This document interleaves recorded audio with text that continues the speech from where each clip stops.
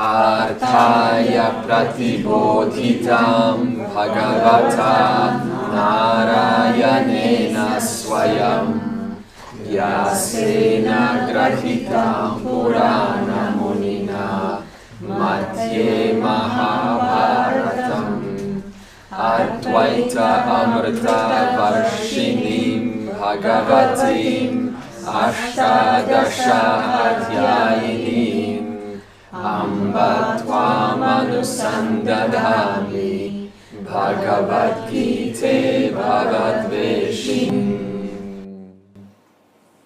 O Mother, Bhagavad Gita, I repeatedly meditate on you, who are the 18 chapters in the middle of the Mahabharata, composed by the ancient sage Vyasa, taught for the benefit of Partha by the Lord Narayana himself, the goddess, the shower of the nectar of Advaita, the enemy of rebirth. Revision. Krishna has revealed himself in chapter 10 as Ishvara. Consequently, Arjuna now addresses Krishna as the one who is the indweller of all, Purushottama, the indweller of all. He is the creator of all, Bhuta Bhavana, master of all, Jagatpati. Between verse 12 to 18, Arjuna has asked Krishna to expound his glories, to show his glories, because Arjuna wants to see. And consequently, Krishna gives over 80 glories to contemplate on, so that we can turn them into objects of meditation and to appreciate Lord. So it's not just a matter of listening, but the question is, what is something that I can make an object of my meditation that will be worthy of, or something that will inspire me to contemplate on the Lord, to hold Ishvara in my head, in my mind, throughout the busy life that we undergo. So between verse 19 and 39, 80 glories are shown. Now, how do these glories help Arjuna? First of all, Arjuna, like all of us, are conditioned to think earthly. Victoria Falls, we think about the sun, the moon, which is all great. So Krishna is going to help us to expand our vision past the earth-stuck mode. So this is going to help you with creative thinking, a little bit of outside our usual way of thinking. Also, it helps us to remove psychological barriers or psychological obstructions, like greed, competition, wanting to be better, jealousy. So the reason is because often if the person doesn't know that all of this belongs to the one, that means the one Ishvara, which is the indweller of all, Purushottama, then the moment we see someone with some skills of whatever nature that we think that we should have or that we would want to have, then instantly this mode of jealousy or competitiveness is going to come in.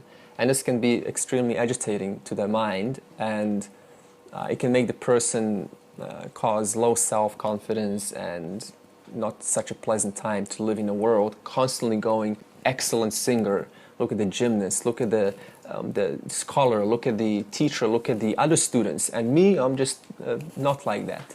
So we can start to really see that every glory that person has, it's actually your glory also. Because what is Ishvara? Purushottama. And what is Purushottama? The indweller of all. So this means the indweller of that person who is good at something is the same indweller of this person who is watching that good person. So this means that I can now, as a bhakta, start to rejoice in other people's glories, because they are my glories also. And we also clarified last week that when we say the word my, we have to be careful.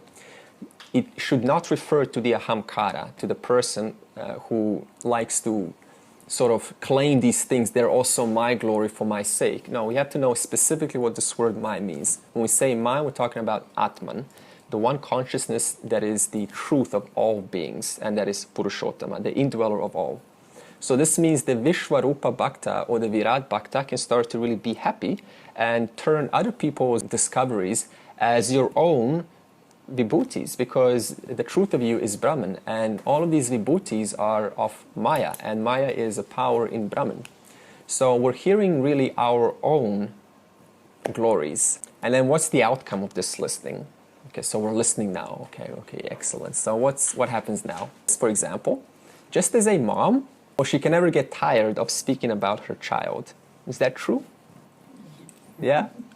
And she never gets tired of seeing her child. Yeah. Now I know there's relatives, sometimes you just want to get a break, I understand that. But just generally speaking, you always want to see your child, and you're always talking about your child. So in the same way, the Virat Bhakta or the Vishwarupa Bhakta, because he understands or she understands that the indweller of all is also the indweller of my very own being, then they never get tired of speaking about Ishvara's glories or thinking about Ishvara's glories. It's not like they have to or they want to because it's a sadhana prescribed in class. You know, just like a mom, no one has to tell her. She just loves her son, loves her daughter, so she naturally is invoked. She's naturally motivated to speak. It's not even a motivation, it's just out of love. So in the same way, the Vishwarupa or the Virat Bhakta, when they speak, they have this voice of sweetness, this voice of devotion. And what is devotion? Remember 3 words?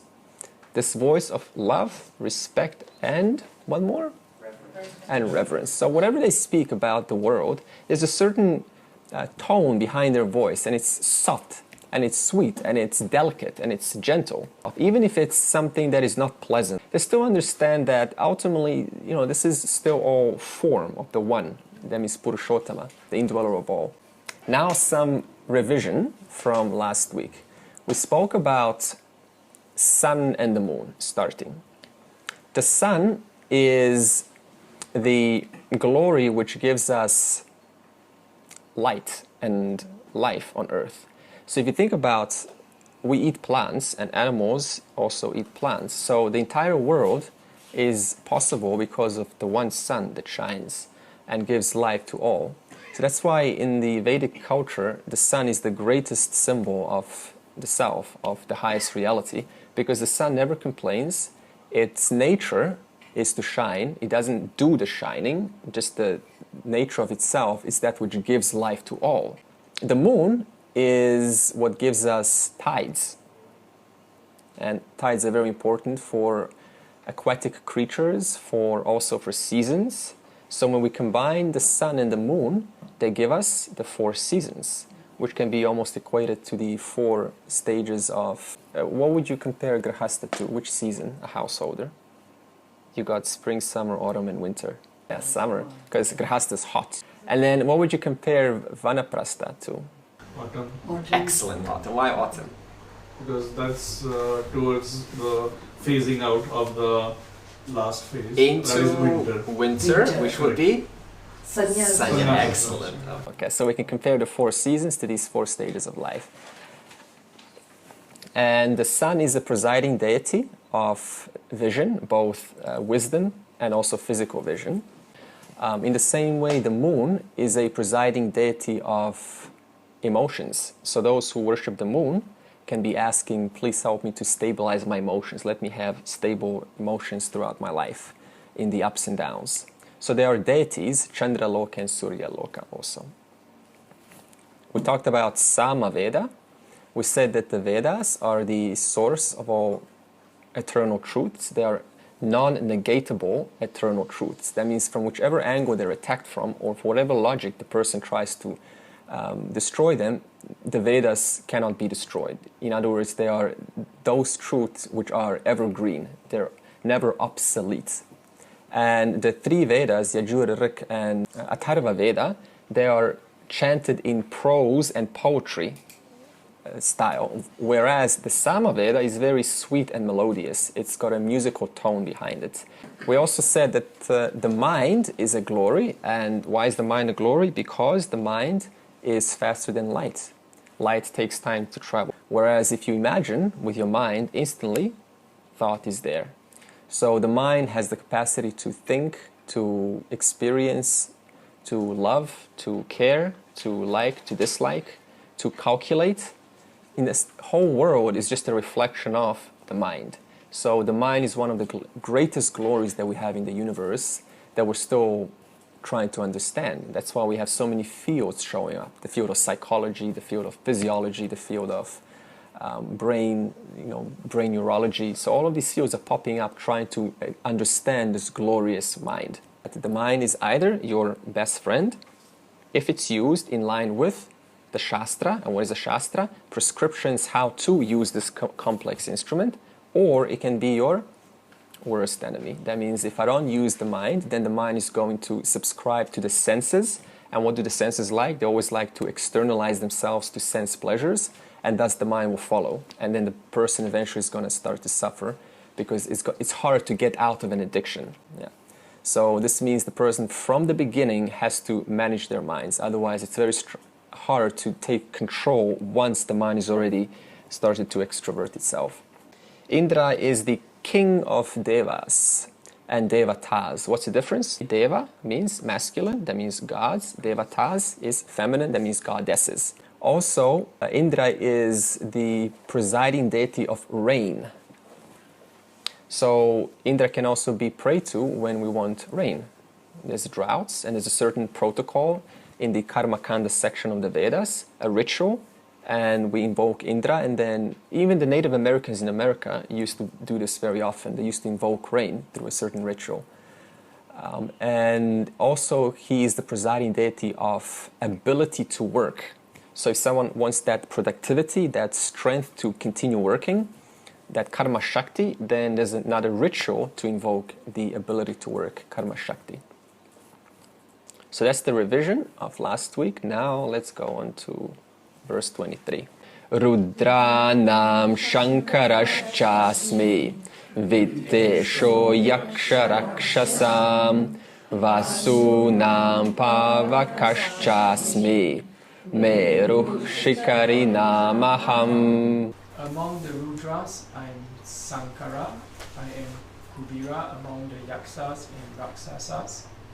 Among the Vasus, I am fire, and among the snow-peaked mountains, I am Meru. Rudranam Shankaraha Cha Asmi. So we first ask, what is Rudra? Rudra is associated to removal of sorrow, to remove obstacles pertaining to personal growth.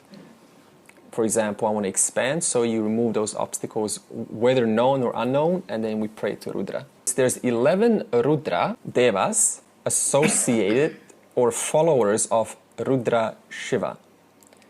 And among these 11, I am Shankara.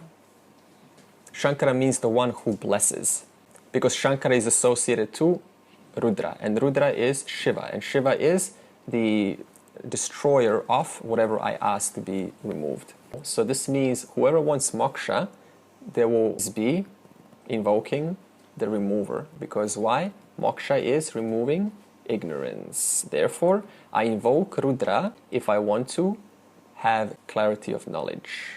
Viteshaha Yaksha Rakshasam. So I am Kumbera, the presiding deity of wealth. Isn't Lakshmi associated to wealth? Wealth itself is Lakshmi. In other words, when we view Ishvara from the standpoint of wealth, then Ishvara is Lakshmi. However, here Kumbera is a presiding deity. In other words, the governor, distributor of wealth. To whom? To Yaksha and Rakshasa. And they are celestials. So Yaksha is the one who guards wealth for earth. For example, if you've seen the Mahabharata scene where the 4 Pandavas have tried to drink from the river, and the Yaksha came and said, don't drink. And they all avoided this. And each one of them died. So what is the symbolism of this? By the way, that's why you shouldn't take the Mahabharata literally completely, because you don't have a person who goes, oh, sorry, I don't want to listen to you, I'm just going to drink water. And then another brother comes, oh, there's my dead brother. Before I tend to my dead brother, let me drink some water. And then 2 brothers, oh, 2 brothers dead. Hold on, let me just drink some water, okay? So it's very irrational if you start thinking like this. That's why this is symbolism. If you start to take Mahabharata literally, then so many problems start to come. And they all drank. So what's the symbolism of this? And they all died. In other words, as good as the Pandavas were, they were dharmic. The environment is more important than the person. In other words, who is a yaksha? The one who protects the environment, the wealth of earth. It is my duty to protect it. If I violate that, then I pay the price. Rakshasa is the one who amasses wealth via malevolent means, like cheating and lying. So what does it say here? I am the kumbera, I am the distributor of wealth according to the law of karma for both the yakshas and the rakshasas. Therefore, never condemn wealth. It's just there to help you to get through life. So therefore, we don't separate or we don't put down wealth or any kind of riches. Because if you think about a person like Bill Gates, he can distribute millions of dollars and help so many children that none of us can actually ever come close to, right? So all of the billionaires and millionaires, they are Vaishyas, they play a certain role in society. So they distribute wealth and keep the society going. So in the same way, just like we don't condemn others, we don't condemn our own views towards money, because money is important for the sake of progressing through life. Asmi cha pavakaha vasunam. Okay, vasu. So there are 8 vasus, 5 elements, and 3 cosmic forces, the sun, the moon, and the stars. And this is mentioned in both the Brihadaranyaka Upanishad and Mahabharata in great detail. Among the Ashtavasus, I am Agni Deva. What's the symbolism of fire? Why do we boil water, for example? Yeah, to purify water. Why do we cook? Even cooking is a form of purifying the food. So whether we look at it relatively or in the absolute sense, in the Shastric sense, fire is always associated to that which purifies. For example, what purifies the ignorance of the mind? Fire of self-knowledge, Atma Jnanam. And also in the Vedic tradition, when we wake up, the first thing we do is we light a candle. Another thing to do is to have a flame, a candle in your room. Don't have one that smells, but have one that is just pure, because if you have a flame that's always, then it's going to tire out the senses. So just like if we're in a noisy place, then eventually the hearing gets tired and then it becomes insensitive to other sounds. So this is why it's important to keep a value-neutral house or an environment, not to wear out the senses. Buy a candle and light it up and just have it next to your office, because it's good to focus sometimes. And you see this this fire that's alive, it's shining. Again, summary, whenever we have fire or a flame or a candle, then worshipping that fire, as long as you know why you're worshiping, not just bluntly, we're not talking about blind faith here, then we're asking for help in removing of ignorance, of whatever obstacles we like to remove. And then aham meruhu shikarinam. Among the peaked mountains, I am Meru. And some say that Meru is the mountains in the North Pole. There's Meru pilgrimage, or it could be Meru in the celestial world. Purodhasam cha mukhyam mam vidhi partha brahaspatim senanina maham skandaha sarasam asmi sagaraha. Parth, Arjuna, may you know me, Brihaspati, the chief among priests, among the commanders-in-chief, I am Skanda, and among the water reservoirs, I am the ocean. Mukhyam mam vidhi partha brahaspatim. So know me to be Brihaspati, the chief among priests. So what is a priest? A priest is one who helps someone else to gain punyam in the future. For example, there's a priest that will marry 2 people. So in other words, the 2 people having an intention, they will call a priest. The priest will perform a ritual that is specific to the request. And then by the performance of that ritual, then it will help the asker to gain punyam in the future. Because obviously no one's going to ask the priest, give me a ritual that's going to give me papam in the future. So it's for the punyam, for something good. And then among the celestial priests, that means among the heavenly priests, I am above all the number 1 in rank, which is Brihaspati. And who is Brihaspati? He is the guru of Indra. And we know how important Indra is. Last session, Indra is the one who is the king of Devas and Devatas, the coordinator of all other Devatas, including Agni and Vayu and so on. Senaninam aham skandaha. So among the army of gods, I am their leader or commander called Skandaha. Lord Subramanya, Kartikeya. It is in the south. Yeah, it is in the south, yeah? Murugan's, yes, Murugan. Okay, good. So he's also the son of Shiva and Parvati and the younger brother of Ganapati. Yeah. Why is Skandaha worshipped? Because he's worshipped to help me remove any fears, any anxiety regarding anything in life. And this ability to remove fear is Ishvara's glory. So this is important to remember. If we start to pray to, for example, Skanda, please help me to remove any fears about my child, about my business, about my spouse, about my own health, then you have to know that this glory that belongs to Skanda is actually glory of Ishvara. And then, Sarasam Asmi Sagaraha. So among all the reservoirs of waters, we will say natural reservoirs, we can put man-made included also, I am Sagara, I am the ocean. In other words, you can worship any body of water as holy as it is, but remember, every body of water lends its existence from the ocean and ultimately goes back to the ocean. So whatever body of water we see, that water at some point has evaporated, carried over by the clouds, and fell back to earth and generated a body of water. What is the ultimate reservoir of water? The ocean, the one source from whence all comes. Maharshi nam bhrguraham giram asnyekam aksharam yajnanam japa yajñosmi Stavaranam Himalaya. Among the sages I am Bhrigu. Among the words I am the single syllable Om. Among the rituals I am the ritual of Japa. And among the mountains, the Himalayas. Maharshi Nam Bhrigu Aham. There are 7 Maharishis. Remember we spoke about Brahmaji, Sankalpa, 4 earlier rishis and then 7 later rishis. So we're talking about these 7 later rishis now, the householders.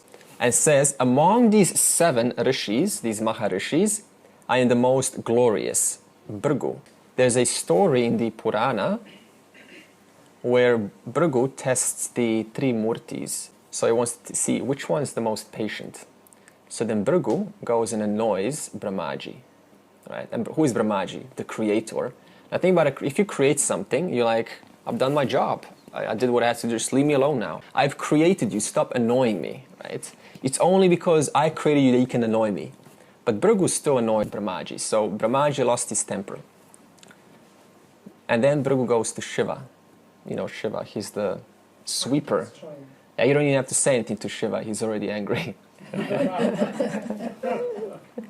Right, because it's just the aspect of creation, it just wipes everything away. So Shiva definitely lost his temper. And then Bhrigu goes to Vishnu. Who's Vishnu? The sustainer of creation. So who is Vishnu? When we view Ishvara from the standpoint of sustenance, like right now, we call Ishvara Vishnu. So we are experiencing, this is Vishnu, the aspect of Vishnu. So Bhrigu goes to Vishnu, who was sitting next to his consort Lakshmi, and then what does he do?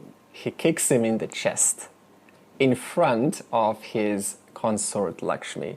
Now imagine that, someone kicks you in front of your wife, you know, and you're like holding this, you're holding the entire creation. That's how important your role is. And someone kicks you. Unheard of, disrespect. So it was just total silence, right, in the hall. It's like, how can this be? We've never seen this kind of behavior. Now what does Vishnu do? Do you think he got angry? No. Vishnu says, forgive me. My heart is hard. Forgive me if I have hurt your feet. There's symbolism in this. What do you think it is? Someone kicked Vishnu. Vishnu is a sustainer. What came from Vishnu? Forgiveness, understanding. Forgive me. My heart is hard. My heart is strong. I don't take this personally. How many times, in how many generations do we say all sorts of things about Lord? All sorts of things. We curse, we even speak the wrong knowledge about the Lord, who Lord is not. We even make money from the Lord, create these big institutions. And Vishnu, the ultimate forgiver, I give you another chance. In other words, what is this? Unparalleled compassion. In other words, nobody is born knowledgeable, so therefore nobody knows everything. So for that reason, I have compassion, I understand. You are not born with all knowledge. So because you don't know, I give you another chance to improve, to make a difference. Therefore, what is Ishvara? Ultimate forgiveness and infinite compassion. Whereas human beings today, we say one wrong word or one wrong sentence, end of relationship. So what can we learn from this?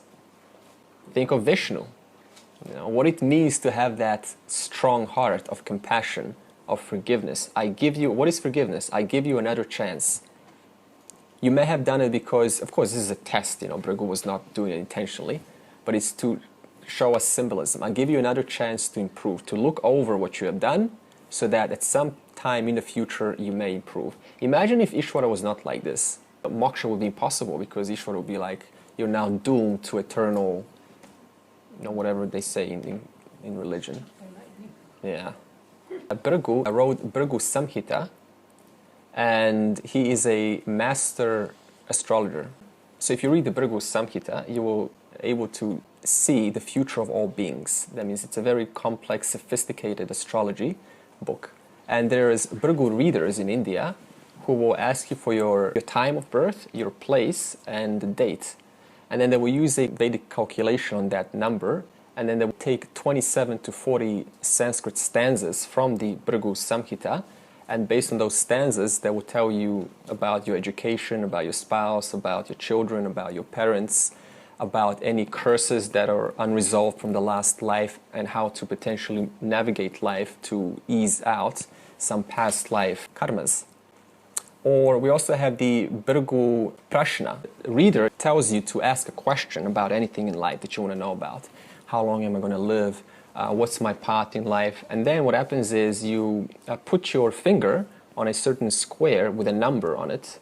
And I think, Rani, you've done this. Yeah? No, I've done the thumbprint one with the past lives and future life. How many lives you've already lived and all this. And also, the Bhrigu Samhita has an interesting layout, and it says that all people undergo drastic change in life. Year 22, so when you're 22 years old, you go through some drastic change. 24, 26, 28, 32, 36, 48, 60, and 72. Okay, so these years are something that drastically happens. Also amongst these years, there's also personal years where something happens at a certain age because it's pertinent just to your own karma. Giram asmi ekam aksharam. Among all words or sounds, that means words in all languages, I am the single syllable Om. Now, Om does not belong to any particular language. You can't say now Om belongs to Sanskrit and it doesn't belong to German. Om is a universal sound that consists of three sounds: A, U, and M. So if you put A, U, M together through Sandhi, you get Om. And this means that all words in all languages in the past, present, and future are thus wrapped in Om. Because I said that Om encompasses every single word and every single sound in creation. For example, when you open your mouth, what's the first thing that comes out? Ah.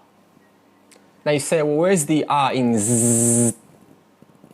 Well, what is zzz? It's nothing but putting your teeth together and going zzz.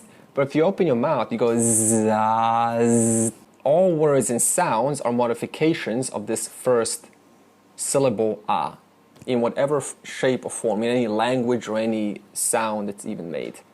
Okay, you understand this point? So any sound, even if you say, for example, oo, where's the ah in an oo? Well, oo is nothing but wow, wow, right? It's just putting your lips together and then it sounds like an oo.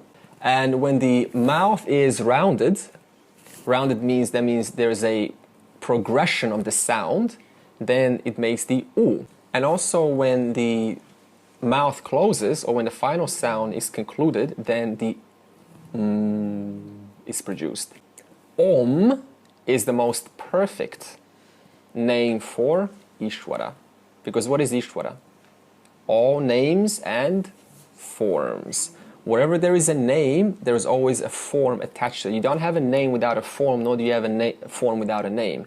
Therefore, when we say Om, we have now included every single word, every single sound, every single word in the entire universe, in the entire Jagat.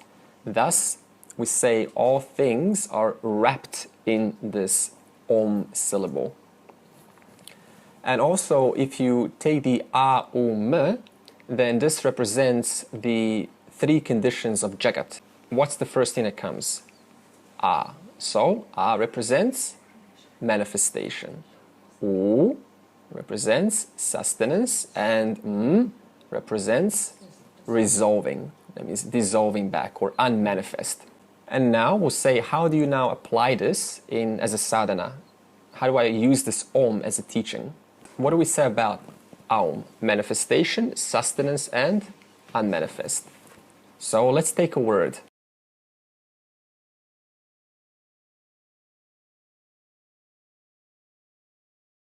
And comes a certain sound, and the sound lasts for a certain moment, and then it goes into... And then another sound comes out, and the sound lasts for a certain moment of ooh, and then goes So what happened?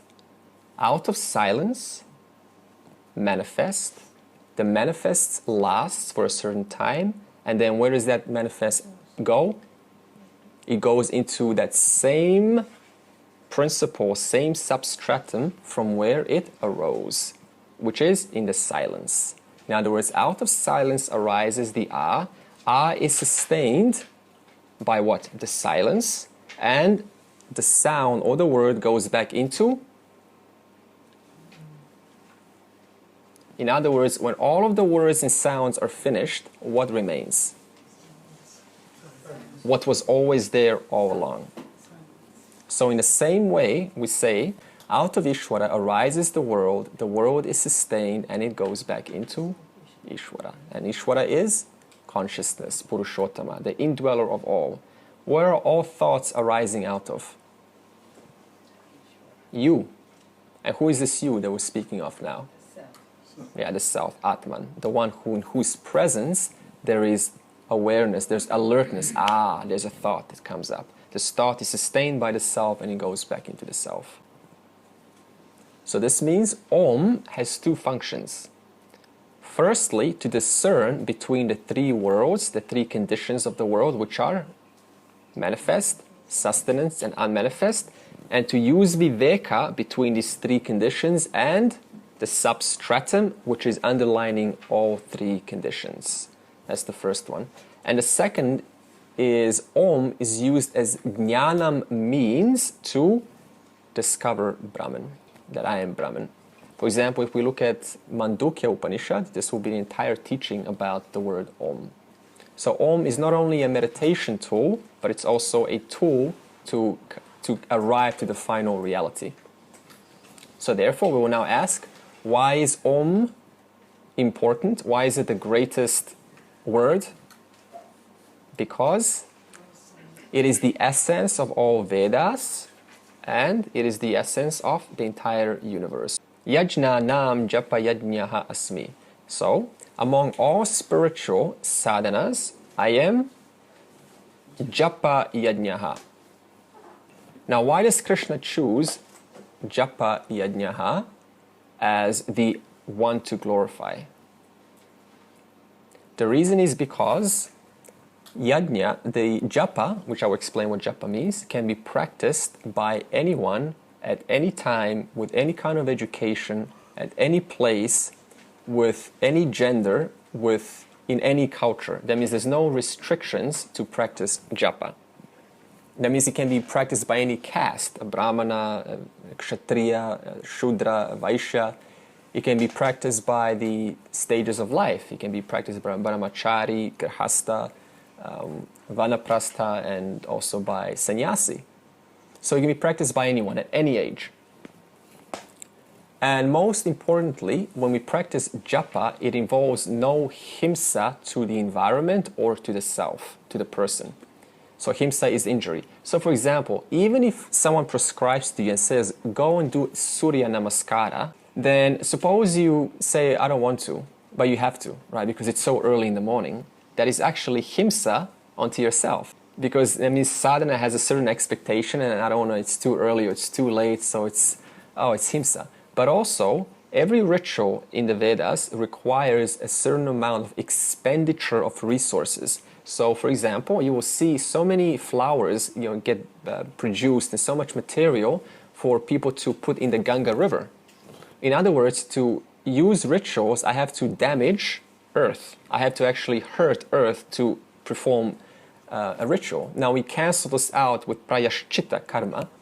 However, even after I inflict damage on earth, then what happens? I produce waste. So every ritual incurs himsa to the environment in these two ways. What's the definition of japa? It means repetition of any mantra. Any mantra that is assigned or prescribed for a certain purpose, or that you resonate with. You just sort of feel attracted to this. For example, Om Namah Shivaya, beautiful. And the person repeats Om Namah Shivaya. As long as they understand what Shiva is representing, then it's absolutely fine. Now, what does japa mean? There's two words, ja and pa. So ja is representing janma. Janma means birth. End of cycle of new birth. And pa represents papam. In other words, by removing all papa, how? Through japa, what happens eventually? I end the cycle of rebirth. Therefore, japa is that which removes papam. Why does it remove papam? Because my mind is where? Constantly on Ishvara. Therefore, my mind is not entertaining worldly things. So whenever we go out, we start producing papa. But because now we're immersed in this Om Namah Shivaya, we start to develop reverence, love, respect for Shiva. Thus, we're a lot less often outside. We're producing less papam. Therefore, through course of time, end of cycle of rebirth. Stavaranam Himalayaha. Among the mountains, I am Himalaya. Offers nature at its best. You ever been to Himalaya? Sometimes it's dangerous to go because of the landslides and big rivers. I went on a tour for 20 days and I went once, and it's just glorious. It takes you see the magnificence of glory that world has to offer. It truly is the best that nature has to offer because it's so huge.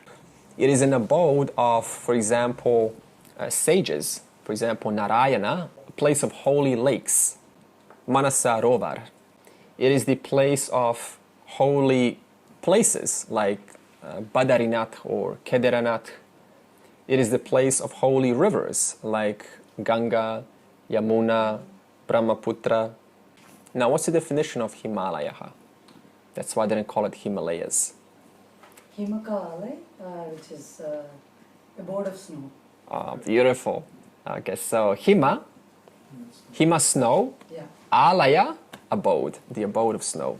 Why is it there's so many holy places in the Himalayas? Because it's been home to so many events, like it just draws people, and people find comfort there because it's safe, it's good to contemplate. It's sages used to be there, and like Chinmaya, he went to the Himalaya near Rishikesh. It's just been a place that attracts wisdom, and where wisdom has been like the center of. It's been a center of wisdom of this Vedanta, of this Vedic culture. It's so inspiring once you go there.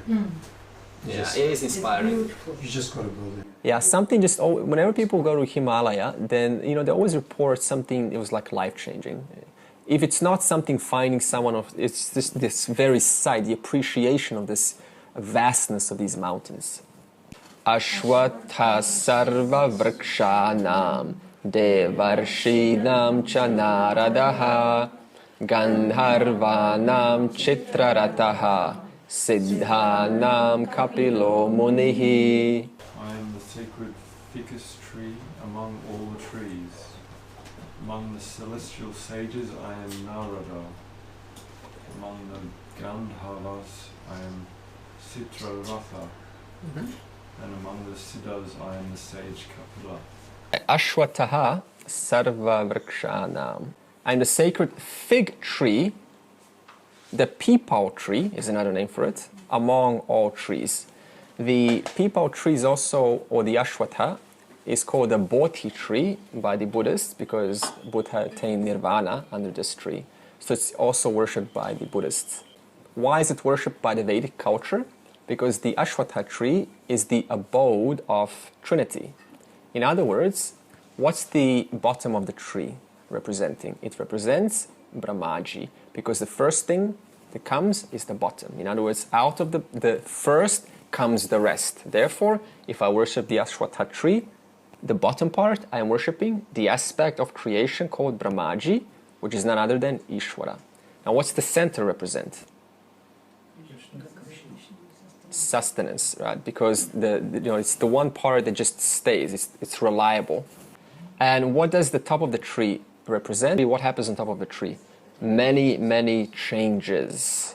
New leaves, new branches. You cut them off, new ones come. Seasons, right? Colors. In other words, represents change. That's why I say Shiva is not only destruction, but Shiva is change. Now, it's progression. It's that which allows progress to blossom, right? Without the change, then there's no blossoming of the fruits.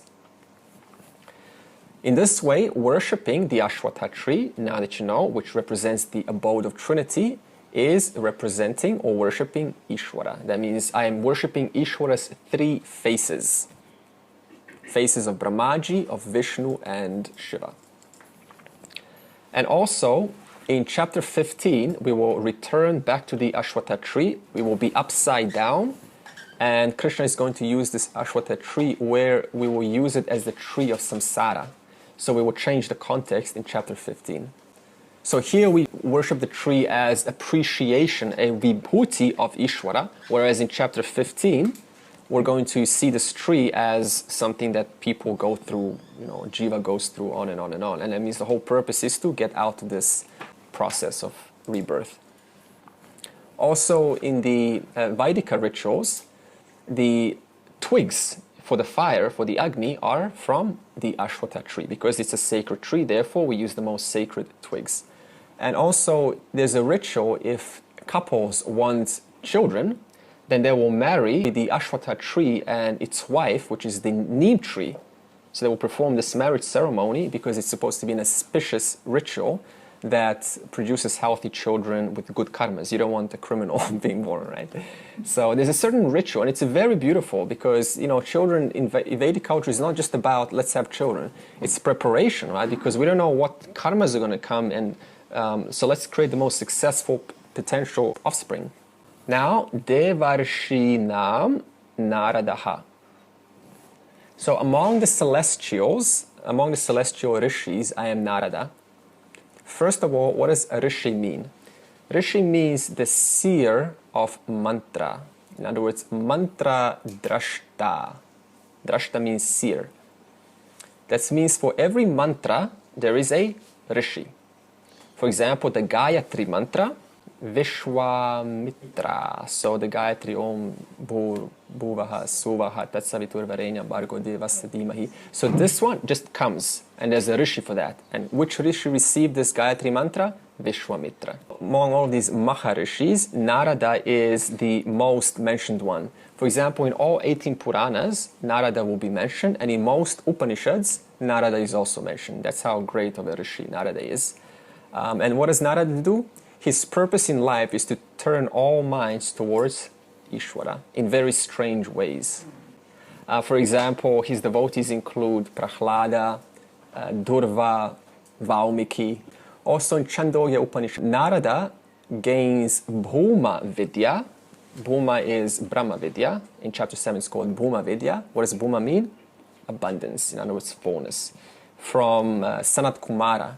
Now remember in lesson 18, I talked about the initial 4 rishis, and one of them is Sanat Kumara. Therefore, Narada gains knowledge from Sanat Kumara. He gains Bhuma Vidya. In other words, Brahman in chapter 7 is called Bhuman, which means limitless. You mentioned last time that Indra is a position, so not amongst the man. Yeah. So in the same way, is Narada also a position? Narada is a rishi.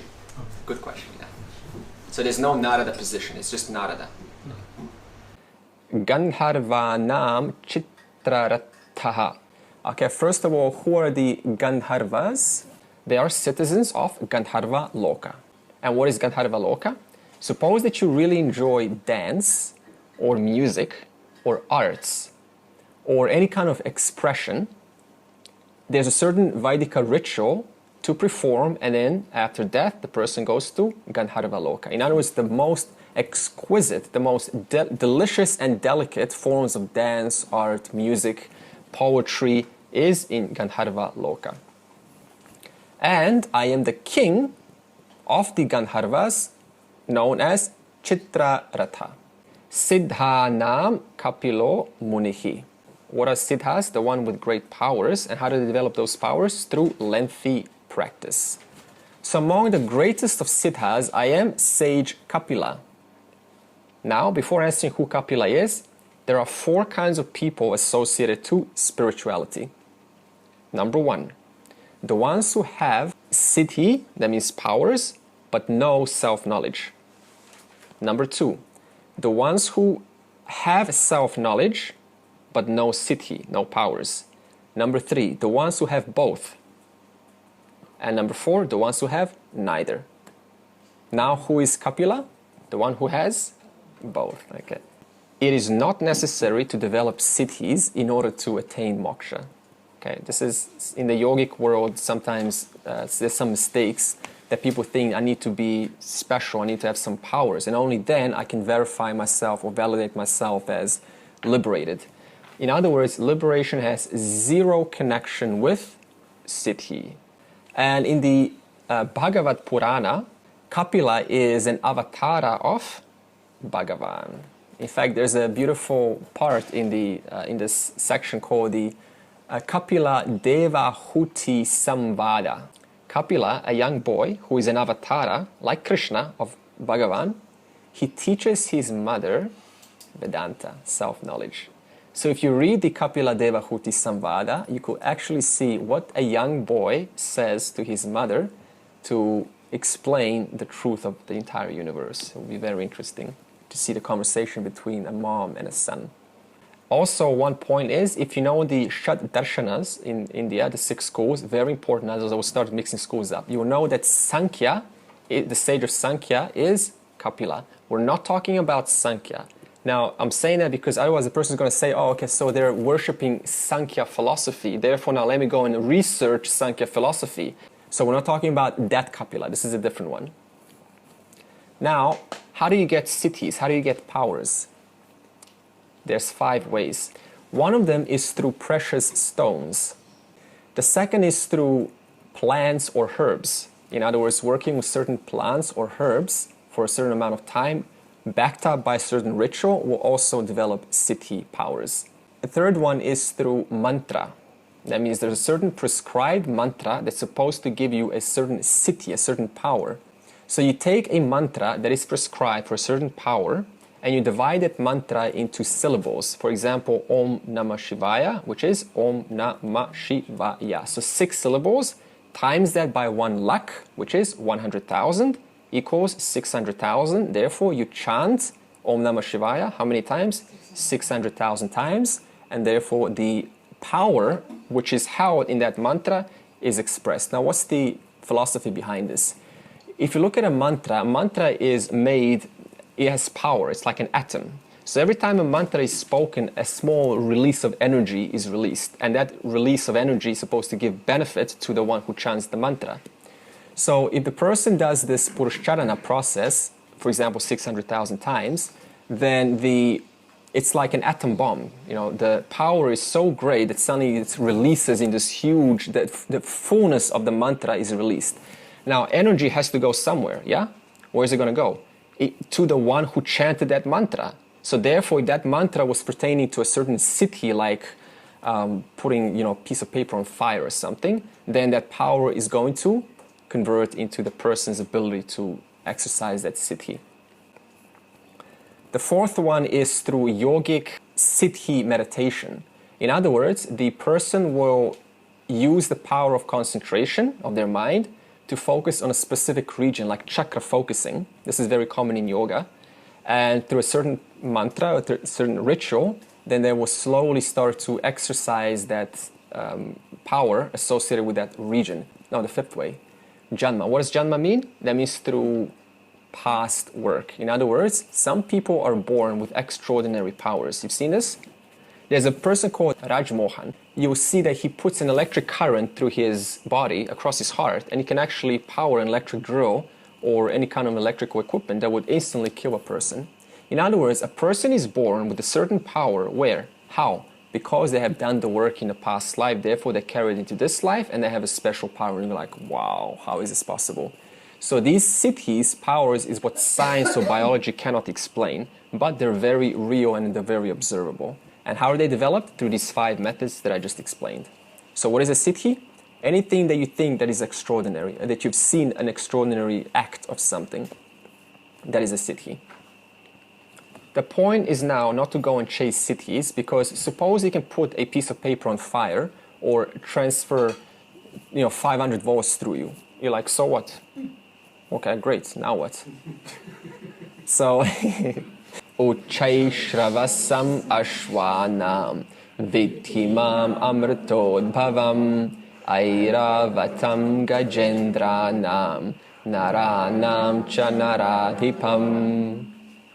Among the horses, may you know me as Uchirshravas, and among the elephants as Airavata, born of the churning of nectar, and I am the king among men. Amrita Udbhavam. So something is born of churning for nectar. Nectar represents, the name for nectar is Amritam, and it represents Brahma Vidya, in other words, the highest knowledge. Because what is Amritam? Always associated to immortality. What gives immortality? Brahma Vidya, that means knowledge of Brahman. There's a interesting story, another story in the Purana, where the Devas and the Asuras. Now, who are the Devas? Devas are the good people. What do I mean by good people? Predominantly Sattvic, next Rajasic, next Tamasic. Who are the Asuras? Rajasic, and then you've got Tamasic, and then you've got Sattvic. And who are the Rakshasas? Tamasic, predominant, Rajasic next, and then Sattvic very little. In other words, when we say Deva, Asura and Rakshasa, we're not talking about only about celestials, we're also talking about the very people that we have and we experience on earth. Okay. That's why Asuras, what we say last session, always battling for power. In other words, that's Raja Guna, always competitive. I want it for myself and I don't, not for you, more for me. Okay. So there's a story in the Purana where the Devas and the Asuras are churning the Milky Ocean. What is the Milky Ocean representing? I'll say one word, the total cosmic form. But the milky, what's milky? What color? The mind. Good. What's milky? White. So in other words, they're churning the creation, which is pure sattva. So they're churning the sattvic Milky Ocean, which is the entire cosmic form, for amritam, for the nectar of immortality. They want to extract it. And they're using a churning rod called the Mount Mandara. Now the Mount Mandara represents sadhana, and they're using the serpent Vasuki as a snake. So now imagine a big mountain, and then you put a snake around the mountain, wrap it around, and then the Devas are pulling on one side and the Asuras are pulling on the other side, and they're pulling, and they're turning the mountain like this. Now what does the snake represent? The serpent Vasuki. It's meditation. Ahamkara. In other words, what is the ahamkara? The doer. So why is the doer churning the ocean, the Milky Ocean? Because I want something. I want amritam. In other words, there's a person who wants something, and that person is the very Omkara. And what are they churning it with? The churning rod, Mount Mandara, which represents sadhana. In other words, I am churning for immortality through my own doing, through my own actions. Through what? Through sadhana. In other words, I'm churning my mind through sadhana to extract Brahma Vidya, to extract immortality. And 14 things came out. One of them was a white horse, a beautiful white pure horse, which is Uchchaishravas. And this is a horse which belongs to Indra. In other words, Indra, having a very important position, gets one of the best horses. I'll explain why soon. What else came out? Lakshmi, which is the goddess of prosperity. And Lakshmi is married to who? Vishnu. Now, what's the symbolism of this? Why is Vishnu and Lakshmi together? If Vishnu is sustenance and Lakshmi is wealth, what does this symbolize? That by aligning myself, by aligning my actions with Dharma, with what is right, I am what? I am gaining abundance. I am able to extract prosperity.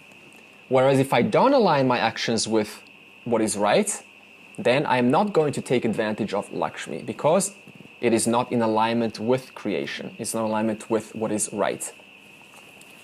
What else came out? Halahalam. What is this? Halahalam. Poison. In other words, what does this symbolize? When a person tries to meditate in their sadhana, what's the first thing that comes up? Thoughts. In other words, the halahalam is the poison that restricts the person that's trying to genuinely apply sadhana to exercise the mind, to gain a sattvic mind, and all of these just thoughts start coming. In other words, all of these past experiences and papam and all these memories start to come. So this is something that we all share also, right? It's a constant noisy mind and we sometimes have a hard time disciplining it. Also, Brahma Vidya came. This is what they were searching. So they did extract the Amritam, and they initially agreed that they will share this Brahma Vidya between themselves. But the Asuras are what? They're power hungry. So obviously the Asuras took this Amritam for themselves and they wanted to keep it for themselves. So then Vishnu thought, well, this is not nice, we need to share amongst all. So then Vishnu transformed himself into the very seductive, enticing, alluring Mohini. She's impossible to resist. And Mohini came to the Asuras and obviously enticed for the Amritam. Please give it back. And the Asuras couldn't resist her, so they gave the Amritam back to Mohini, who is Vishnu. And what did Vishnu do? He gave it back to the Devas. So therefore, today we have Brahma Vidya everywhere. And this is actually a symbolism. Today even, we have people who try to take the Upanishads or the Vedic system and they try to put their own name onto it. And, they have these like courses, 5 Day to Enlightenment, or the new system to discovering your full potential. And it's all taken from these eternal texts. So the person obviously does not respect the knowledge and they try to put it as their own. So there's a great symbolism here. That means we need to protect this and make sure that we know where this comes from the Vedas. So what's the symbolism here? Just like the Devas and the Asuras took a long time to churn the Milky Ocean through patience, in the same way, the person takes the sadhana by churning his mind or her mind with sadhana. What comes? Glories. What kind of glories? Jnanam, the ultimate glory. Brahma Vidya, discipline.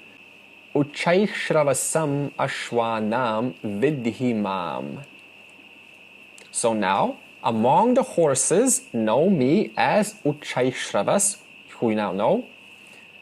In other words, Indra's white horse, which also came out of the Milky Ocean. Now, white horse. Why white? White represents always sattva guna, purity. What does a horse represent? Okay, Indra is on a horse. That means a horse is a vehicle. And it's a white horse. So the vehicle is pure, representing And who gets it? Indra. And Indra is in such an important position in the universe. In other words, my mind is sattvic. And what is the mind? A vehicle for life. In other words, I live my life through the vehicle which is sattvic. And then Airavatam Gajendranam.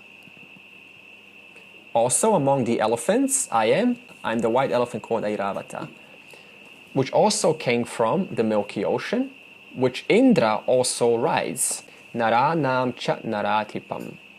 So amongst humans, amongst all beings, I am the king. In the Vedic tradition, the king was equated to as a representative of Ishvara, because the king's duty is to uphold and preserve dharma of the people. In other words, the condition of the society depends on the health or the purity of the king's state of mind. I'm not sure this is the case today, because today it's more like power, who's going to get power. So that's fine. And the reason for that is because we're in a different age, Kali Yuga. There's a cycle for everything. Sarve bhavantu sukhinaha, sarve santu niramaya, sarve bhadrani pashyantu, ma kaschid dukha bhag bhavet. Om Shanti Shanti Shanti.